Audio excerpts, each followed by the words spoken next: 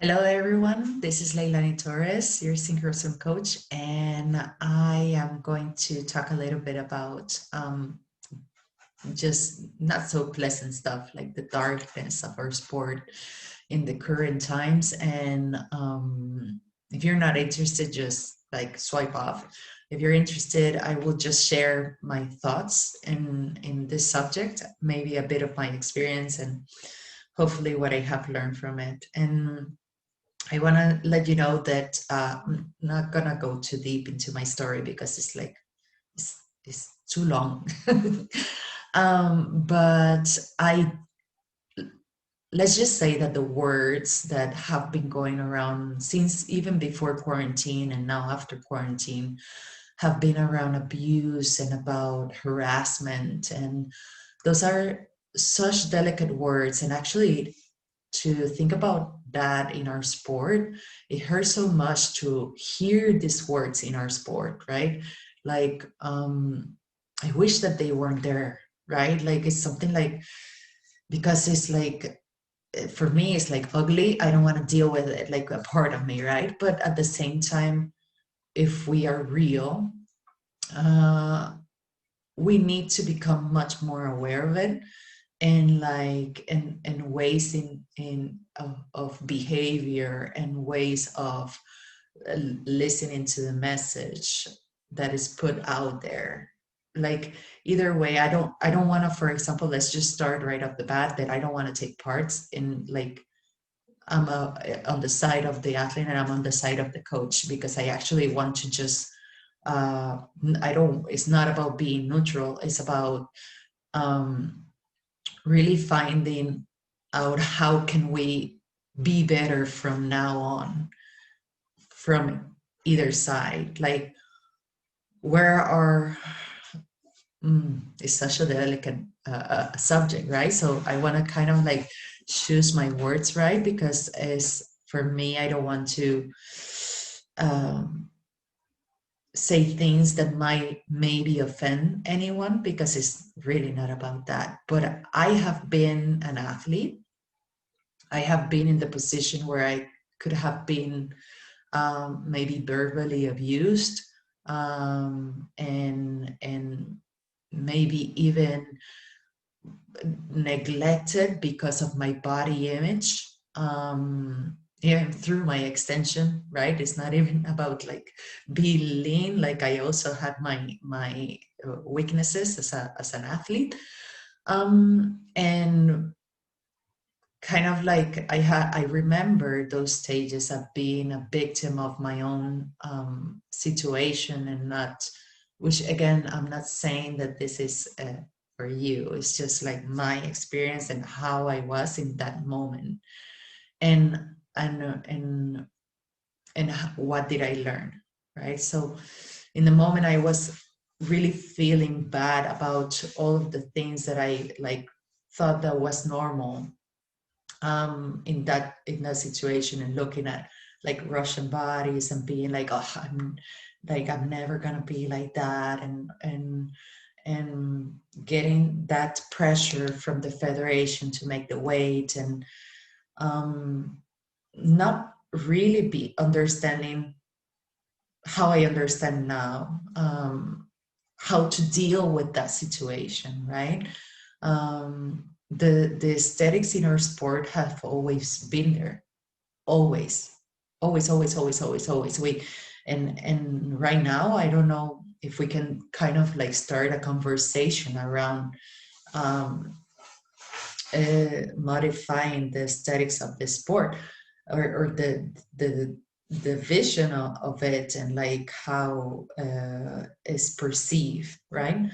But at that time, when I was growing up, it just was a lot about that image, and about being the perfect athlete, and getting yelled at and in the poolside, just when you didn't do things right. And I was actually told once that I was lethargic, and of course this was in English, and I was like, I don't understand. Like it sounds to me like foreign, but at the same time I was like, doesn't sound that great. And I did feel that, like I got it as a, like as an insult, And I felt like the coach was really mad at me, right? So you take it personally. I love this coach now, so it's the, like, I did learn a lot from this person. So for me, it's no issue right now. But I have learned from those situations how I want to treat my own athletes at this time. And of course, I'm not saying that I'm perfect. I do kind of do my self value of like things that I say and like, oh, maybe I shouldn't have said that because this person doesn't assume these words in the way that I might have said them. I was probably just, I tried to kid around a lot. And then after I see that I kind of like touch like a button that is not right. So I'm just kind of like, sorry about that. But I'm not trying to be mean. I'm not trying to be, uh, so it's like kind of a personality thing that I do try to somewhat control. But of course, in the sense of like the most obvious things about like, of course, not insulting a person, that's like for me like a big no-no. And like talking about their weight, definitely a no-no, like especially in a club situation. And in national teams, I have been in 4 national teams and only had one time one issue with another coach just kind of like talking down on an athlete and saying to them pigs literally, and I didn't feel comfortable with that, so I quit that situation and that system. I just quit it and didn't want to deal with it. So I do recognize now how do I want to value my athletes, what is right, what is wrong. And I understand that there are things that are done this way because it has always been this way. And now I'm talking about like this behavior from coaches, like yelling at their athletes, which I grew up with that, right? And we all think that is the most normal thing. And I actually have noticed, literally, I have like as if I had studied some coaches on deck and like the result that they get with an athlete when they really push them, yell at them, even like talk down on them to get the best out of them, than from coaches that don't do that, right?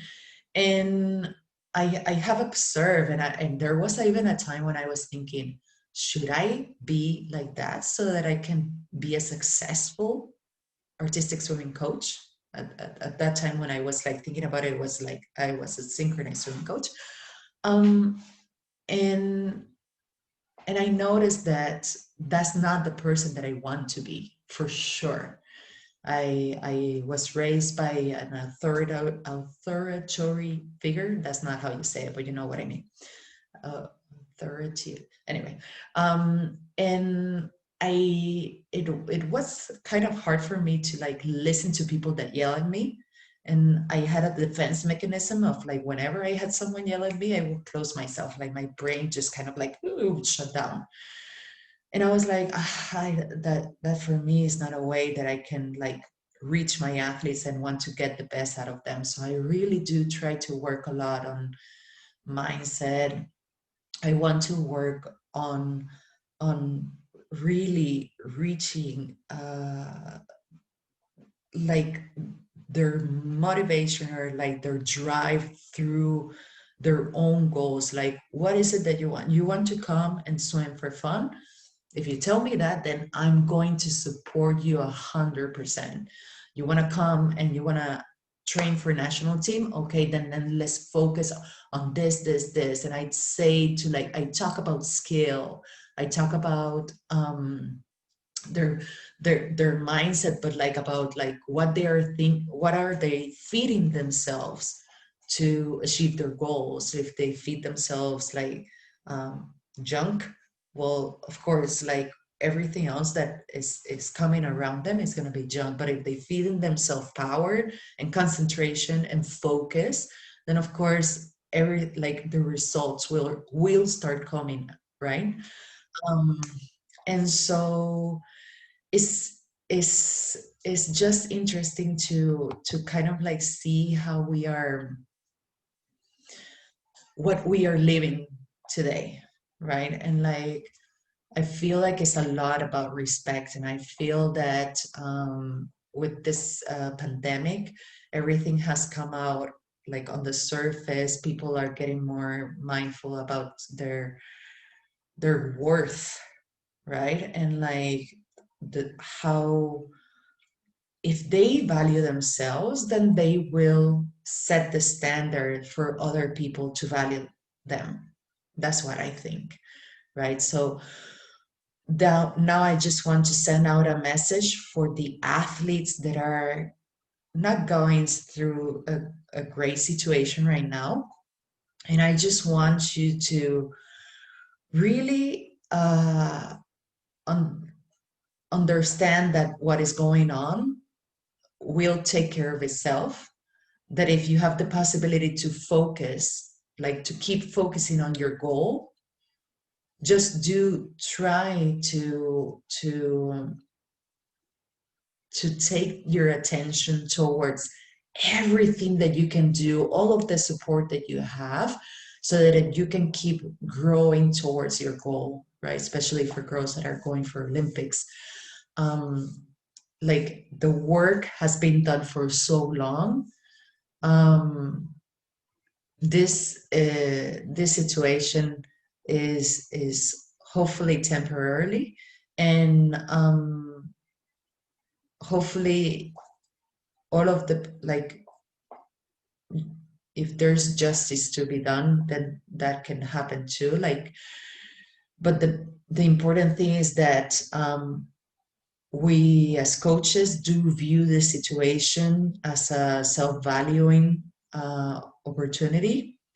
Um, Athletes also do try to value what is it that uh, you're living and you're listening to. If you don't feel something is right from like the beginning, do feel free to say something in the moment. um Sometimes we wait until the last minute, and then this is what creates like a little one thing little, and then coming up to like a bigger ball or whatever that saying is like. um and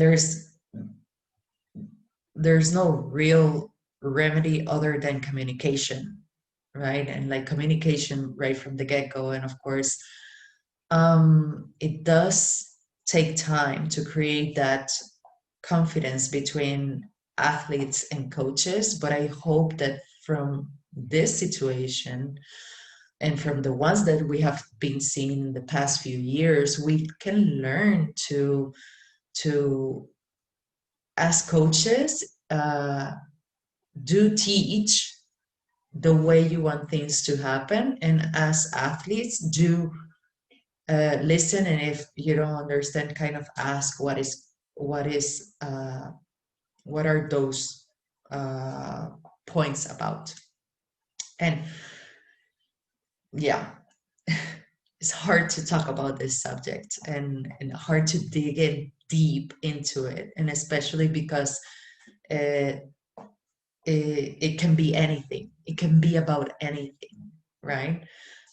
So we just really need to respect each other. We need to respect each other. We need to establish our own limitations. We need to be clear about the message that we put out. And we need to be aware of the words we use, right? So I don't know if you got anything out of this. I hope that you did.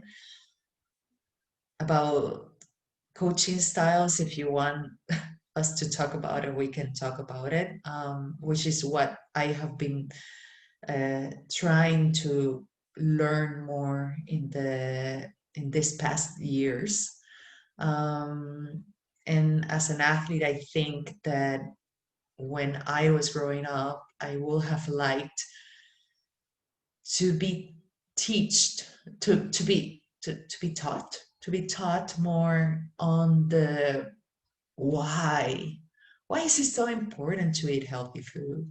Why is it so important to to maintain a healthy weight? Why is it important? Like there's so many for recuperation, for the muscle to regain is energy. Like there so many professionals can really talk to us about it and like hopefully make us understand in a practical way, right? And like there are ways in which I would have wanted to be taught about, like for example, this subject, right? And or dealing with frustration with coaches because it's like normal. Sometimes the attention of the full team is like out there.